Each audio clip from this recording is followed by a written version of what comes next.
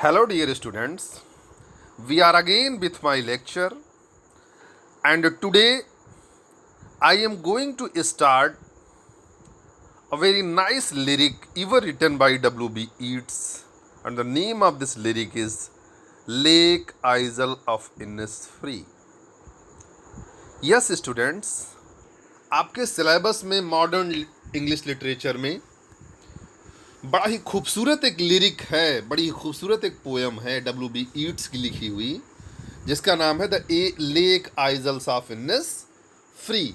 तो हम लोग स्टूडेंट्स अब इसकी स्टडी करेंगे। Basically what the background of this poem and what is the theme of this poem, ये सारी चीज़ें हम लोग जानेंगे।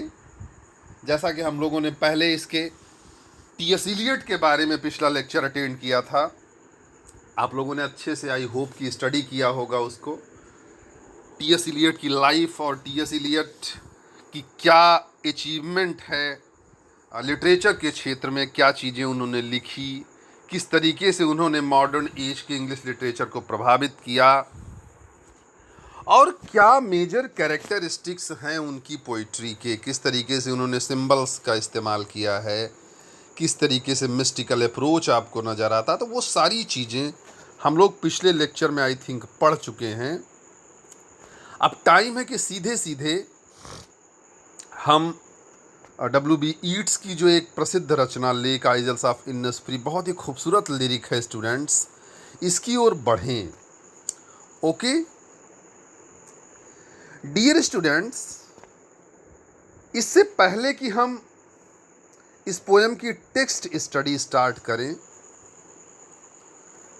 हम आपको बताना चाहते हैं कि actually you will find an special kind of concerned here in this poem, a special kind of phenomena you will find here in this poem.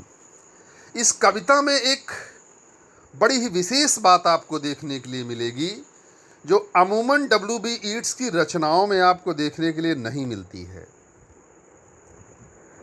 वो एक अलग ही फॉर्म है पोइट्री का, अलग ही डिवाइस है। उसको हम कह सकते हैं, लिटरेचर में एक वर्ड है इस्केपिज्म। व्हाट? इस्केपिज्म। स्टूडेंट्स आप नोट कर सकते हैं, इस्केपिज्म, ESCAPE, इस्केप, और इसी में ISM आप लगा देंगे ई की जगह पर, तो इस्केपिज्म बन जाएगा। What? Escapism. Escapism means dear students पलायनवाद। तो this poem is actually representing the concept of पलायनवाद और representing the concept of escapism. Students, ये पोयम W.B. ईट्स की लेक आइजल्स ऑफ इन्निसफ्री वास्तव में W.B. ईट्स के जो escapism की थियरी है, जो पलायनवाद की विचारधारा उनके अंदर कहीं न कहीं विद्यमान है, उनके हृदय में कहीं न कहीं जो एक पलायनवादी सोच रही किसी दौर में, उस चीज का प्रतिनिधित्व करती हुई ये रचना है। ओके स्टूडेंट्स, तो अब आप लोगों के मन में ये बात आ सकती है कि व्हाट इज इस्केपिज्म, या आखिर इस्केपिज्म है क्या, इस्केपिज्म कहते किसको हैं। स्टूडेंट्स,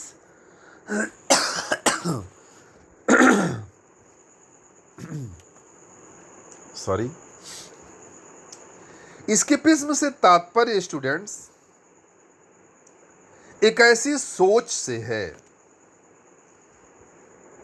जो व्यक्ति के अंदर तमाम अवसादों, तमाम विषादों, तमाम विसंगतियों, तमाम पीड़ाओं के परिणाम स्वरूप आती है।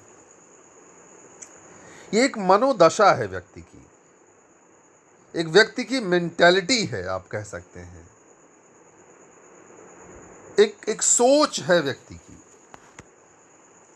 और इसका जन्म घोर निराशा में पड़ने से, घोर अवसाद में पड़ने से। यदि किसी व्यक्ति को अवसाद हो जाए, डिप्रेशन हो जाए, भयंकर निराशा से घिर जाए, भयंकर तनावों से घिर जाए, भयंकर पीड़ाओं से घिर जाए, भयानक परेशानियों से घिर जाए, तब ऐसी स्थिति में व्यक्ति के अंदर ये पलायनवादी प्रकृति जन्म लेती है। उसकी मानसिकता में पलायनवाद का जन्म होता है। इसके सिम्टम क्या? पलायन का मतलब ही होता है कि किसी स्थान से सदा सदा के लिए कभी न लौटने के लिए चले जाना पलायन कहलाता है। जैसे आप अमेठी में रहते हैं और हमेशा हमेशा के लिए अमेठी को छोड़ करके आप बम्बई में जाके बस जाएं, दैट यू कॉल मुंबई। अगर आप मुंबई में जाके बस जाते हैं हमेशा के लिए कभी न लौटने के लिए, तब उसको हम पलायन कहेंगे कि आप यहाँ अमेठी से मुंबई के लिए पलायन कर गए। राइट? मेरे ख्याल से पलायन या एस्केप आपकी समझ में आ गया होगा। राइट? तो यहाँ एक जो मन के अंदर एस्केपिज्म, ये तो मैंने भौतिक रूप में आपको एस्केपिज्म बताया कि आप अमेठी से जाके बंबई में बस गए तो भौतिक शरीर के साथ बस गए, पूरा पूरा आपका शरीर चला गया, आप यहाँ चले गए। लेकिन जो लिटरेचर में एस्केपिज्म का वर्णन आता है, एस्केपिज्म आप समझते हैं, वो एक मनोदशा है।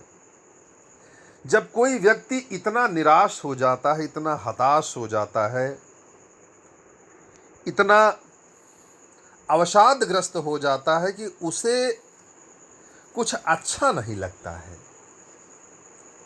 वो जिस शहर में, जिस गांव में, जिस परिवार में, जिस समाज में रहता है, वो उसे बेकार नजर आने लगती है। ये दुनिया, ये महफिल मेरे काम की नहीं। ये जो लाइन है, आप लोगों ने हो सकता है ये सॉन्ग सुना हो कभी, मोहम्मद रफ़ी का ये सॉन्ग है, ये दुनिया ये महफिल मेरे काम की नहीं।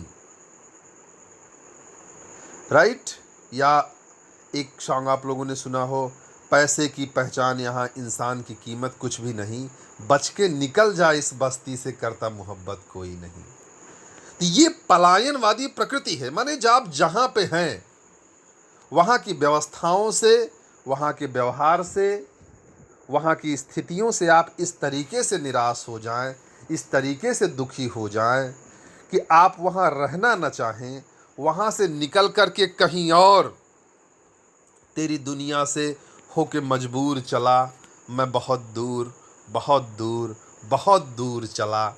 जो इस तरीके की मेंटालिटी होती है, इस तरीके की जो थिंकिंग होती है कि मैन व्हेन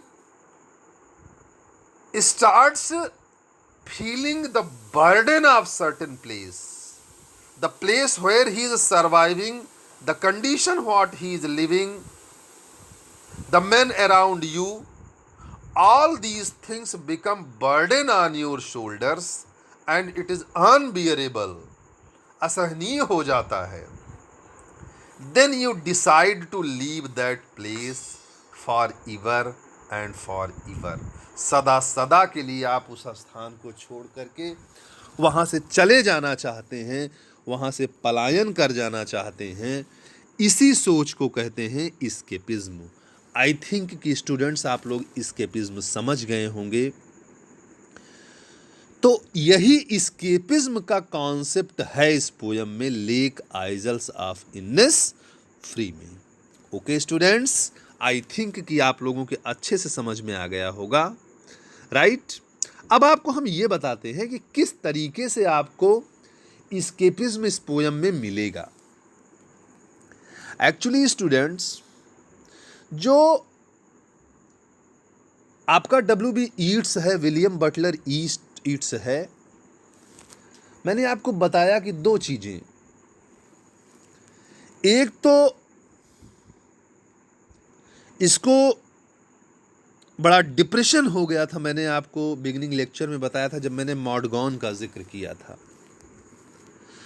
मॉडगॉन के प्रेम ने इनको इतना तोड़ दिया था, इतना ज़्यादा मॉडगॉन के लव में ये प्रभावित हो गए थे कि जब उस महिला ने इनको छोड़ा ना, तो कहीं ना कहीं इनका मानसिक संतुलन बिगड़ गया। इनको लगने लगा कि अबे दुनिया किसी काम की है ही नहीं है, किसके लिए जिए। सारे संबंध इनको बेईमानी नजर आने लगे जीवन के।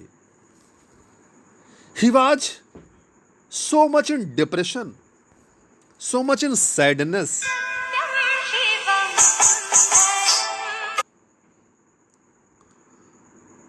right? He was so much in depression. पूरी तरीके से डिप्रेशन में चले गए थे ये, राइट स्टूडेंट्स। और वो डिप्रेशन इतना अधिक हो चुका था कि ये कहीं ना कहीं इनके अंदर ये पलायनवादी सोच आ गई, एक पलायनवादी दृष्टिकोण इनके अंदर डेवलप हो गया स्टूडेंट्स। और उस पलायनवादी सोच ने इनको विवश कर दिया इस बात के लिए कि ये कहें कि अब हम इस स्थान पे रहना नहीं चाहते हैं। लंदन के जिस शहर में ये रह रहे हैं वहाँ इनका रहने का मन नहीं हो रहा है। He don't want to remain there now. Okay students, अब वहाँ वो रहना ही नहीं चाहते हैं। He has no interest there. इनको उस स्थान पर कोई इंटरेस्ट ही शेष नहीं बचा हुआ है, राइट। और दूसरा कारण स्टूडेंट्स रहा कि जिस शहर लंदन में ये रहते थे, उस लंदन शहर की जो भागम भाग है, वो जो शहर की भौतिकता है, जहां लोग केवल भौतिक सुखों के पीछे भाग रहे हैं, फिजिकल प्लीजर के पीछे भाग रहे हैं, राइट। कहीं ना कहीं उस भौतिक प्लीजर के पीछे जो वो भाग रहे हैं और प्रकृति से दूर होते चले जा रहे हैं, they are continuously depriving themselves from the natural atmosphere that is the source of happiness and pleasure। प्रकृति की वह गोद, प्रकृति का वह स्थल जो आपको शांति प्रदान करने वाला है, जो आनंद प्रदान करने वाला है, उससे लोग दूर इस शहर की भागम भाग, इस हाय हपस परसंताप, ये जो दौड़ है, राइट, चारों तरफ जो भीड़ मची हुई है, उस भीड़ में भी इंसान जो अकेला है, उस अकेलेपन से, उस रस से, उस भीड़ से हार चुका है स्टूडेंट्स, राइट। उस भीड़ से वो हार चुका है, इसलिए उसके अंदर ये पलायनवादी सोच आ गई है, वो पलायनवादी दृष्टिकोण उसके अंदर जन्म ले चुका है। ओके स्टूडेंट्स, तो अब हम लोग इसके टेक्स्ट की ओर बढ़ते हैं। आई होप कि आप समझ चुके होंगे कि किस तरीके का पलायनवादी दृष्टिकोण इसके अंदर आ चुका है और वो पलायनवादी जो चिंतन है क्यों इस कविता में हावी हो गया है। Thank you very much.